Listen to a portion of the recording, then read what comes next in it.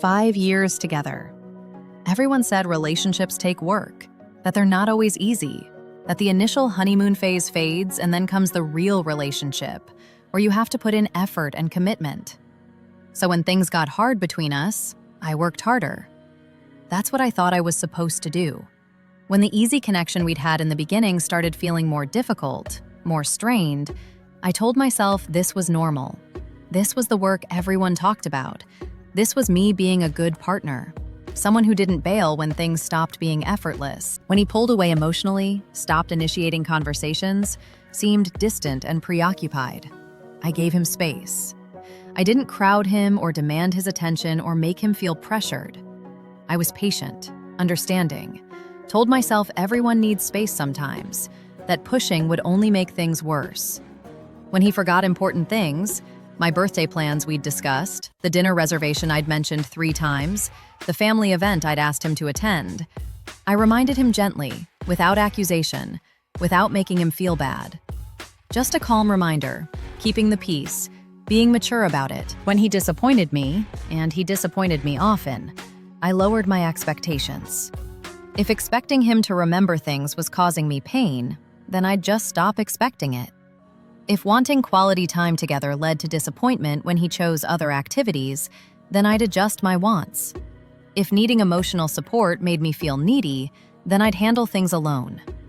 I called all of this patience. I thought I was being understanding, evolved, not one of those girlfriends who made unreasonable demands. I genuinely believed I was demonstrating emotional maturity. Looking back now, I can see what it really was. It wasn't patience at all. It was fear dressed up as virtue. Fear wearing the costume of maturity so I wouldn't have to look at it directly, wouldn't have to name it for what it was. I was terrified of being that girlfriend. You know the one. The demanding girlfriend, the crazy girlfriend, the high-maintenance girlfriend who expected too much and needed too much and was too much. I'd heard men talk about their exes that way, heard the contempt in their voices, and I was determined not to be that person. So I made myself into someone who needed nothing, expected nothing, demanded nothing. I expected less and less until I was expecting nothing at all, and even that low bar felt too high sometimes. He'd cancel plans last minute, dinner reservations I'd made, movies I'd bought tickets for, weekends away I'd been looking forward to. He'd text an hour before with some excuse about work or being tired or his friends needing him. And I was patient. I didn't get angry, didn't tell him how much it hurt to get dressed up and excited for something that wasn't going to happen. I just said, "That's okay, we can do it another time." Another time that rarely came. He'd go days without meaningful conversation. We'd text logistics. What time are you home? Did you eat? See you later. But nothing deeper, nothing that actually connected us. I'd try to start real conversations, and they'd die after a few exchanges. His responses getting shorter and less engaged until I just stopped trying. And I was patient about it. Told myself he was just busy, stressed, not naturally communicative. That some people show love through actions, not words. Even though I couldn't identify what actions he was taking that showed love, he'd prioritize everything and everyone over me. Work drinks with coworkers, gaming sessions with friends, watching sports, scrolling through social media. All of it came before spending time with me. I'd be available whenever he wanted to see me, keeping my schedule flexible around his, but his schedule had no flexibility for me. I was the thing that got whatever time was left over, if there was any. And still, I was patient. I understood that work was important, that friendships mattered, that people needed hobbies and personal time. I just couldn't understand why I never seemed to fall into any of those important categories. My patience became a prison I'd built around myself, cell by cell, excuse by excuse. I stayed through dismissiveness because leaving felt like giving up, like admitting defeat, like proving I wasn't strong enough to make it work. Every relationship has rough patches, I'd tell myself. Every couple goes through hard times. Walking away when things got difficult would mean I was a quitter, someone who ran at the first sign of trouble, even though we were years past the first sign and deep into a pattern of constant trouble. I stayed through loneliness because I'd invested so much time already. 5 years. That's not nothing. That's a significant portion of my 20s, of my life. Walking away would mean those 5 years were wasted, and I couldn't bear to think of all that time as meaningless. So I stayed, hoping that if I just stayed long enough, patient enough, understanding enough, things would eventually shift back to how they'd been in the beginning. The sunk cost fallacy dressed up as commitment. I stayed through disrespect because what if I was overreacting? What if I was being too sensitive, reading too much into things, creating problems where there weren't any? He'd forget to introduce me to people we ran into, talk over me in conversations, make plans without consulting me, dismiss my concerns when I brought them up. Each incident seemed small on its own. Maybe I was making a big deal out of nothing. Maybe I needed to develop thicker skin. Maybe the problem wasn't his behavior, but my reaction to it. I watched friends end relationships over things he did monthly and wondered what that said about me. Sarah left her boyfriend after he stood her up twice. Rachel ended things when her partner stopped making effort. Michelle walked away when she realized she was always accommodating and never being accommodated. They seemed so certain, so clear about their boundaries, so confident that what they were experiencing wasn't acceptable. And I'd think, am I more mature than them? Am I more patient, more understanding, better at relationships because I can endure more? Or was I just more afraid? Afraid of starting over, of being alone, of putting myself back out there at 30 when everyone seemed already partnered up. Afraid of dating apps and first dates and the vulnerability of getting to know someone new. Afraid of explaining to my family and friends that we'd broken up after all this time. Afraid of the apartment lease we shared, the friend groups that had merged, the life we'd built together, even if that life felt empty most of the time. Starting over felt terrifying, so staying felt safer, even when staying meant being lonely. Afraid of admitting I'd wasted 5 years. That was maybe the biggest fear of all. If I left now, it would mean admitting that these years had been a mistake, that I'd chosen wrong, that I'd stayed in something that wasn't working far longer than I should have. It felt easier to stay and keep hoping it would get better than to leave and face that I'd given 5 years to someone who'd never really chosen me back. So I called my fear patience, and I stayed, convinced myself that enduring was the same as being strong. But beneath the patience, beneath the excuses, beneath all the ways I justified staying, there was this growing sense that something was fundamentally wrong. I'd catch myself mid-thought. Wait, am I actually happy?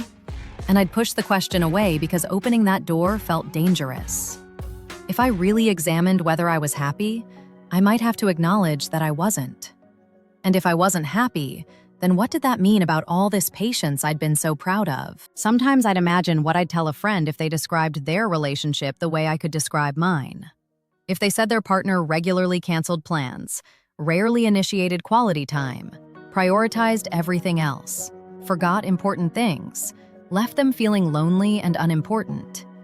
I'd tell them to leave, obviously. I'd say they deserved better. I'd be shocked they'd stayed this long.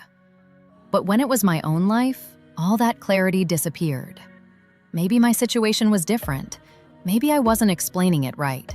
Maybe it sounded worse than it actually was. There were moments when my patience would crack, and I'd get angry. Actually angry at how he treated me, at how little effort he made, at how much I'd shrunk myself to accommodate someone who wouldn't bend an inch for me. But the anger scared me more than the loneliness did. Anger meant I couldn't pretend anymore that everything was fine. Anger meant acknowledging I had valid reasons to be upset. So I'd stuff it down, transform it back into patience, convince myself I was being unreasonable for having feelings in the first place. I kept waiting for the moment when my patience would pay off, when he'd notice how understanding I'd been and reciprocate, when my low expectations and endless flexibility would inspire him to step up, to try harder, to meet me even a quarter of the way. I was patient like it was an investment that would eventually yield returns. But patience isn't a currency you can trade for someone else's effort. It's just time passing while you wait for change that isn't coming. One Sunday afternoon, my sister came over for coffee. We were sitting in my living room and she was telling me about her new relationship, how excited she was, how her partner made her feel seen and valued. And then she stopped mid-sentence and looked at me with this expression I couldn't quite read. "But are you happy?" she asked. Simple question, direct, no judgment in it, just genuine curiosity.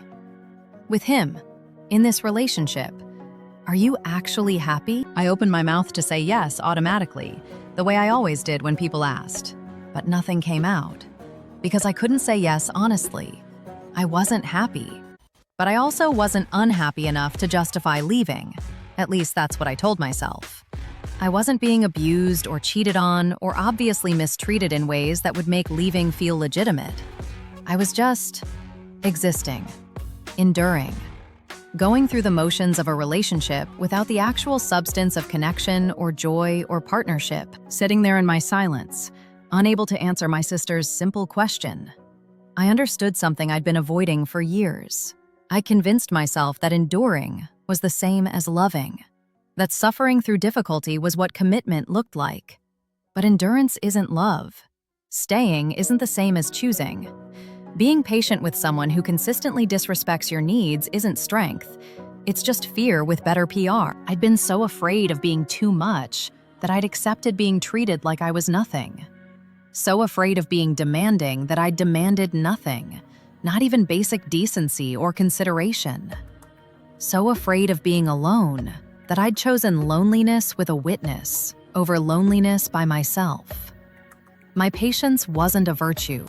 It was a symptom, a sign of how little I thought I deserved, how afraid I was to ask for what I actually needed, how much I'd rather suffer than face the unknown of starting over. This wasn't what love was supposed to feel like.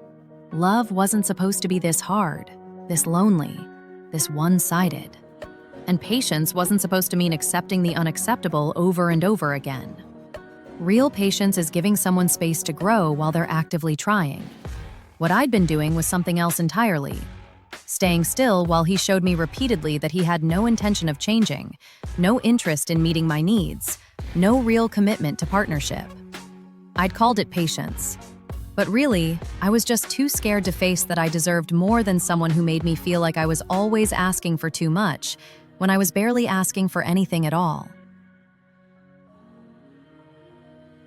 If you've stayed patient through years of disappointment, convinced yourself that enduring meant loving, you're not wrong for recognizing it was fear keeping you there.